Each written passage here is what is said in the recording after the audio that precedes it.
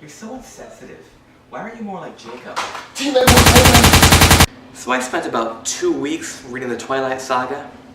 Proud of it. Twilight is a book about romance, magic, and necrophilia. Twilight is a bizarre yet romantic love story about a girl named Bella who falls in love with a supernatural man named Edward who is like 5 times older than her. Bella, a girl who's never done anything out of the ordinary her entire life, spends 500 pages dating an extremely powerful predator. A predator of humans. Twilight is a story of forebode love, a couple that biology says shouldn't be.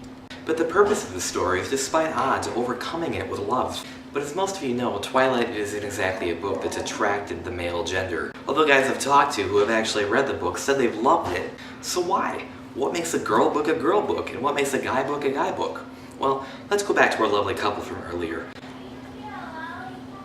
On the left, you can see Marcus, and on the right, you can see Marquette University. The lovely couple has gotten together to watch a movie. In the first case, the two of them watch an action movie, a guy movie. And in the second case, the two of them are watching a movie more targeted at women, or a chick flick, I guess. So why do girls like Twilight? Why do some girls not like Twilight? Why don't guys like Twilight? Why do some guys like it? Well, the answer lies in a few psychological properties. That's Edward.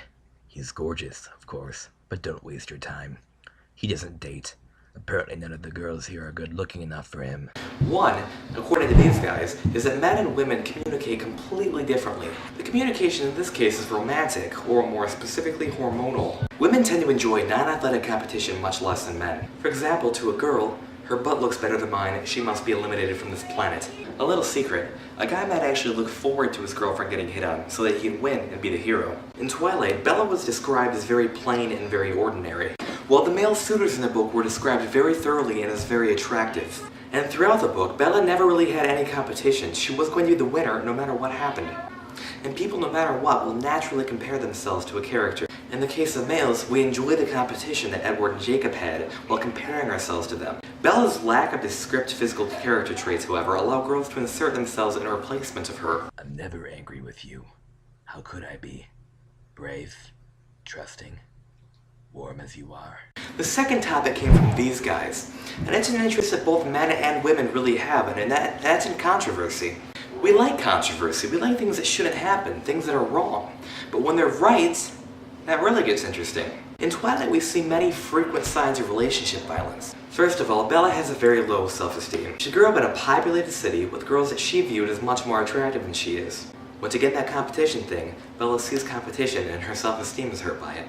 Bella frequently says that she's not good enough for Edward, and that mindset that a girl's never gonna get anybody better than this person really opens a lot of doors to abuse. Second of all, Bella is very attracted to forbidden love. A girl who likes a bad boy tends to be more likely to fall into an abusive relationship. Bella, however, tends to have a thing for mythical creatures.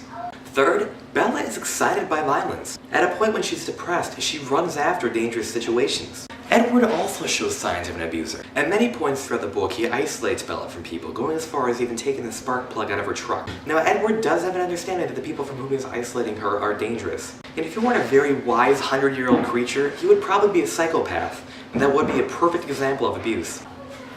Second is the way Edward seems to lock Bella into his grasp, which really ties in the third reason, that he's very possessive over Bella. In a matter of speaking, instead of telling her, he tells her to. Bella, don't talk to these people. Bella, these people are very dangerous. Stay away from them. Bella, when these people get angry, they turn into giant wolves. Don't talk to them. I would let my girlfriend talk to giant wolves. But it won't be alright when I'm not with you. My next bit is from the New York.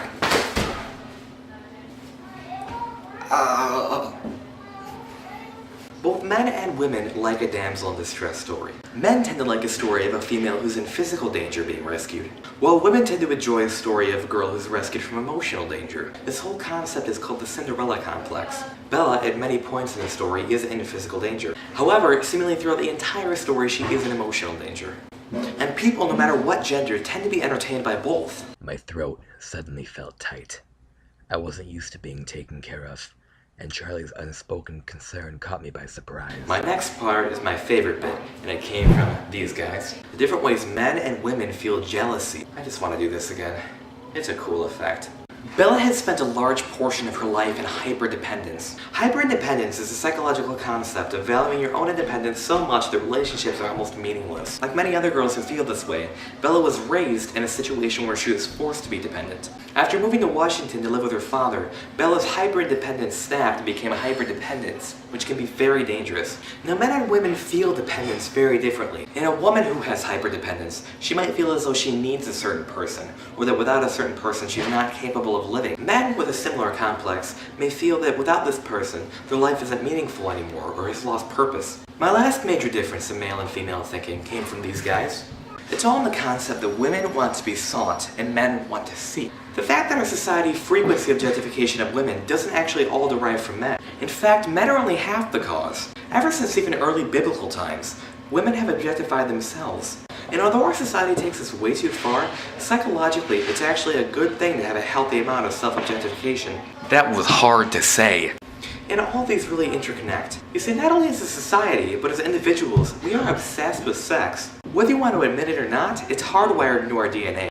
Because in humans, sex goes beyond intercourse. Because we're made not just to procreate, we're made to be permanent mates. And as humans, we also like things that are forbidden. And when you write a book about forbidden sex, it gets pretty attractive.